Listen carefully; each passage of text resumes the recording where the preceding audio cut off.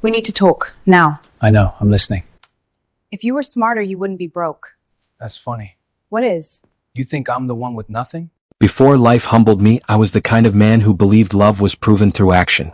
I met my wife at a time when I had very little, but I was hopeful. She admired my determination, or at least that's what she said. She used to tell people, "He may not have much now, but he has a good heart." I held on to those words like a promise from the future. When we got married, I didn't expect perfection. I expected partnership.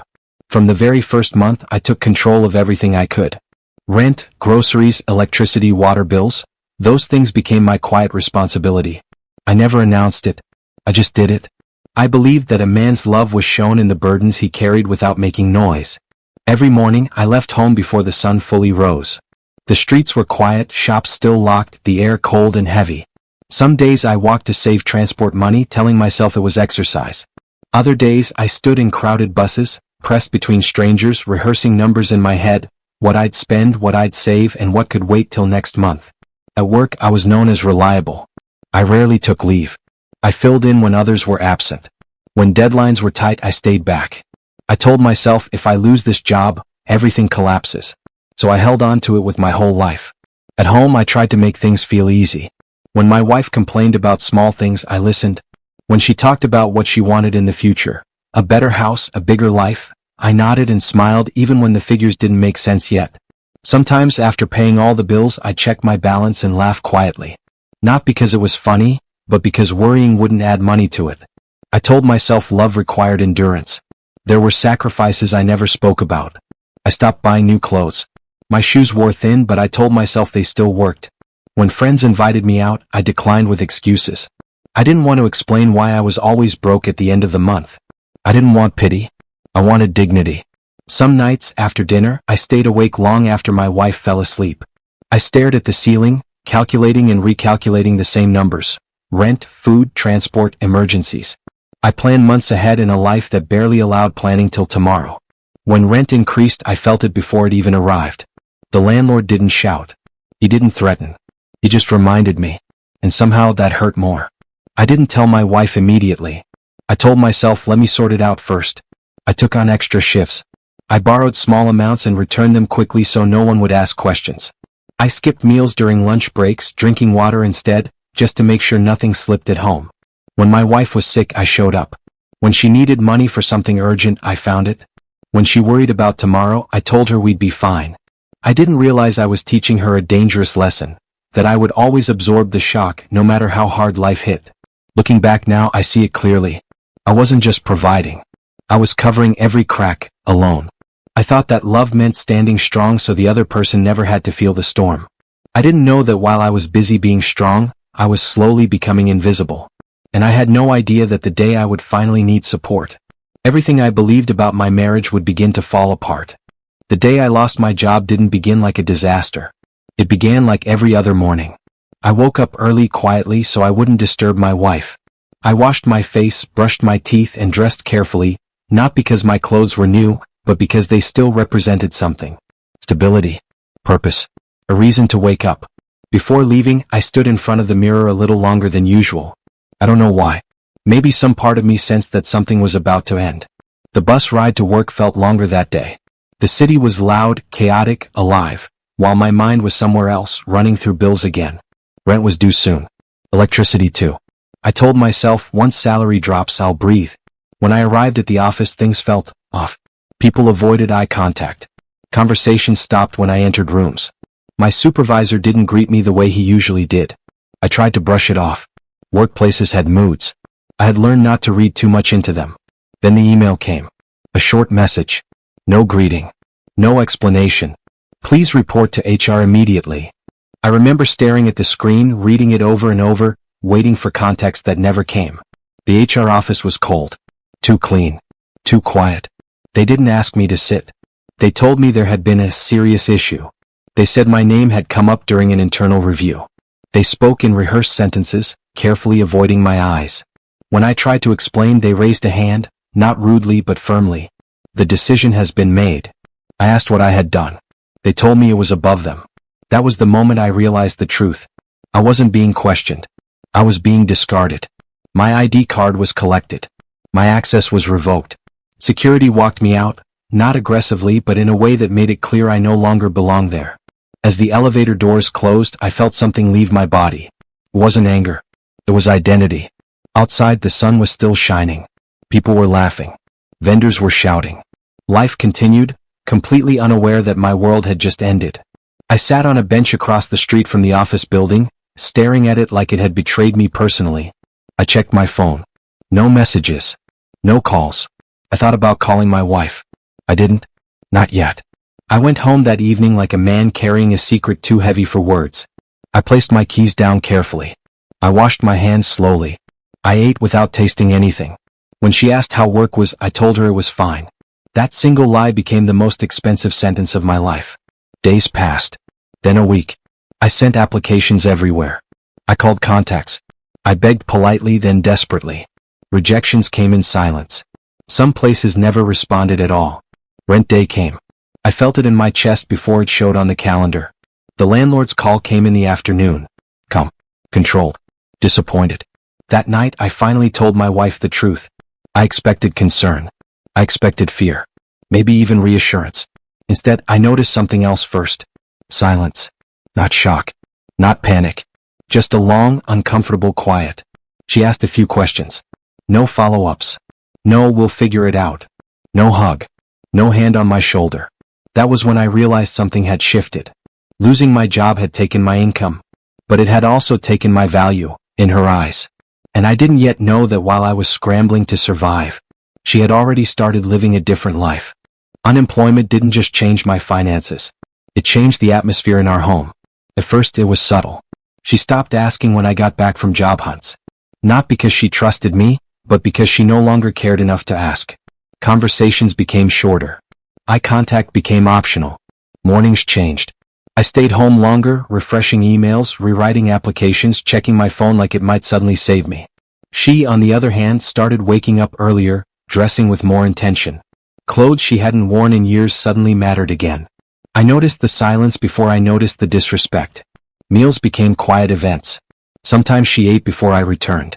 Other times, she ate alone in the bedroom with the door half closed. If I asked what was wrong, she said nothing. If I insisted, she sighed, as if my presence itself was a burden. Rent became a shadow that followed me everywhere. The landlord called more often now. His tone was still polite, but the pauses between his sentences grew longer. Each call felt like a public reminder of my failure. One evening, I mentioned the rent casually, hoping for reassurance, maybe even teamwork. She didn't shout. She laughed. Not loudly. Just a dry, tired laugh. She asked me what my plan was. I told her I was trying everything. I listed applications, interviews, promises I was chasing. She listened without interrupting, then changed the topic to something else entirely. That was worse than anger. Money conversations became weapons. Any small mistake, a forgotten light, an empty gas cylinder, a late bill, was silently placed at my feet. Even when she didn't say it, I felt it. If you had a job, this wouldn't be happening. Her phone never left her side. She started angling the screen away when I entered the room. Calls were taken outside. Messages were deleted quickly. When I asked who she was talking to, she said, friends. She started coming home later. Sometimes with a smell of perfume I didn't recognize. Sometimes humming softly to herself, something she hadn't done in months. I became careful in my own home. Careful with my words. Careful with my requests. Careful not to remind her that I was still there. One night, while lying in bed, I reached for her hand. She shifted slightly, just enough to break contact. She pretended to be asleep. That moment stayed with me. Not because of the rejection, but because I realized she wasn't fighting for us anymore. She wasn't even angry enough to fight. I stopped talking about my struggles. I stopped sharing my fears. I started carrying everything the way I always had, only now there was no appreciation waiting at the end of the day. Sometimes I overheard her on the phone, speaking softly, laughing the way she used to laugh with me. When I entered the room, the laughter disappeared. I began to feel like a guest in a life I had paid for. And still, I blamed myself. I told myself that once I got back on my feet, everything would return to normal. That this version of her was just stress talking. That love was patient. I didn't know that while I was breaking quietly inside that house, she had already stepped out of the marriage, long before she stepped into another man's arms. I didn't start suspecting my wife because I wanted to. I started because things stopped making sense. Money was still a problem in the house, at least that's what she said. Yet somehow she was always okay. Her phone always had data. Her clothes looked newer. Her hair was done more often. Small things, but together they formed a picture I didn't recognize. One afternoon, while cleaning the house, I found a receipt folded carefully inside a bag. It wasn't for groceries. It wasn't for anything in our home. It was a payment, one I knew I hadn't made. I stared at it longer than I should have. When I asked her about it, she didn't panic. She didn't explain.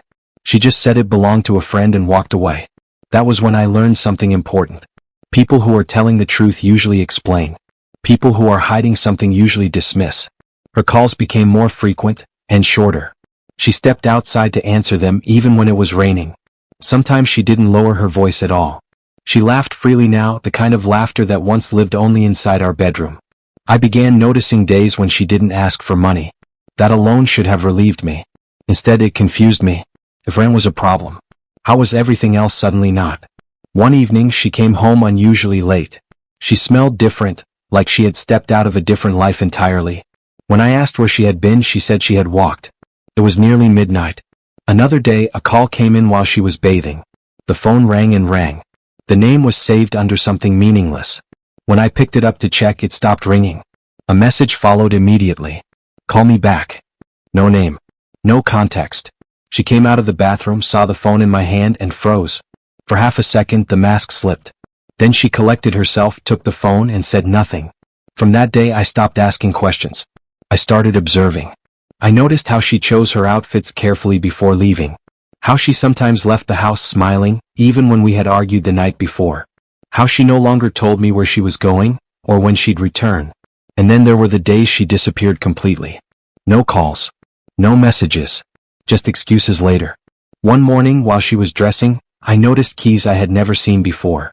When I asked where they were from, she said they were nothing. She said people borrow keys all the time. I nodded. That night, sleep refused to come. Not because I was angry, but because my intuition had begun whispering things my heart wasn't ready to hear. I realized that my wife wasn't just distant. She was organized. Organized in a way people only are when they are building something separately. I didn't confront her. I didn't accuse her. I didn't beg for clarity. Instead, I did something she didn't expect. I became quiet. I knew then that the truth wasn't going to arrive through conversation. It would reveal itself through patterns. And I was finally paying at time.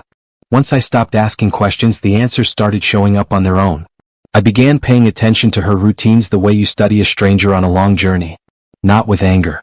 With curiosity. I noticed the days she left early and the days she came back glowing. I noticed how Thursdays always came with excuses, and Saturdays always came with urgency. One Thursday morning, she dressed quickly and told me she was visiting a friend. I watched her leave from the window. Minutes later, I followed. Not because I wanted to catch her, but because I needed to understand how I had become this invisible in my own marriage. I kept my distance. 2 taxis behind.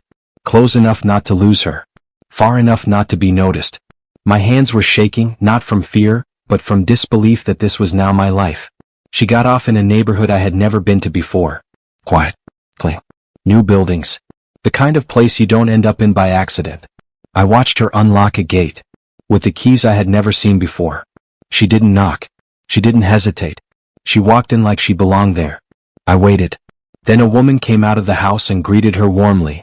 They spoke like people who knew each other well. No tension. No explanations needed. I stood across the street pretending to scroll through my phone while my heart sank into my shoes. That was the first confirmation. Days later, I returned alone. I spoke to a neighbor casually, pretending I was looking for someone else. He talked freely, the way people do when they think you're nobody important. He told me the house had been completed recently. He told me the owner was a woman. He told me it was being rented out already. He even complained that the landlord was very strict about payments. A landlord. My wife. I walked home that day with a strange calm. The kind that comes when the truth finally stops hiding. While I was begging our landlord for time, my wife was collecting rent. While I was calculating bus fares, she was building equity. While I was losing sleep over overdue bills, she was planning a future that didn't include me. I went through old memories with new eyes. All the time she said she had helped a friend. All the unexplained absences. All the sudden confidence she wore when she spoke to me, as if she already knew how the story would end. I realized something devastating. Her disrespect hadn't started when I lost my job. It had started when she no longer needed me. Cheating wasn't discovered in one dramatic moment. It revealed itself slowly. A missed call answered too late. A text deleted too fast. Perfume at midnight. Laughter she no longer shared with me. One evening I followed her again. This time I didn't stop at the gate. I watched her meet him. There was no confusion. No hesitation. No guilt. Just familiarity. A man who knew where to place his hand. A woman who leaned in without thinking. I didn't interrupt. I didn't cry. I didn't confront them. I went home. That night, I lay next to her and stared at the ceiling, listening to her breathe. I realized the marriage had ended long before that moment. The paperwork just hadn't caught up yet. That was the night I made a decision. I wouldn't expose her. I wouldn't fight her. I wouldn't beg. I would outlast her. I played my role perfectly. At home, I remained quiet, broke, uncertain, small. I let her believe I was defeated. But outside that house, I was collecting pieces. I revisited my termination. I contacted former colleagues quietly. I requested documents. I found emails that proved negligence on their side. I learned that the decision to fire me hadn't been clean, it had been convenient. Weeks turned into months. Then the call came. An apology disguised as restructuring. A reinstatement offer. Back pay. I didn't celebrate. I thanked them politely and went on with my life. At home, I told my wife nothing. Letting someone underestimate you is sometimes the greatest advantage you'll ever have. I filed first. Divorce papers arrived when she least expected them. Attached were documents she never thought I'd see. Evidence of adultery. Proof of hidden assets. Financial records that told the full story. The house she thought was safely hers was frozen pending investigation. The rental income stopped. Questions were asked. Lies collapsed. The man she trusted disappeared the moment things became complicated. When she finally confronted me, there were no insults left. No confidence. Just shock. She asked me why I waited. I told her the truth. I wanted to see how far you'd go. I walked away quietly. No speeches. No revenge smiles. Just peace.